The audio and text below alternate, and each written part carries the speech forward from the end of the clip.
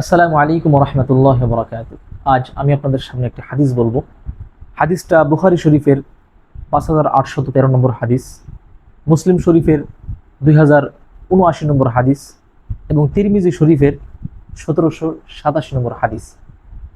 আগে একটু বলে নেই, অনেকে মনে করে রাসূল সাল্লাল্লাহু আলাইহি ওয়াসাল্লাম একদম সাদামাটা ছিলেন, কোনো ধরনের কারুকার্য বিশিষ্ট, কারুকার্য খচিত কোনো কাপড় তিনি পরিধান করতেন না।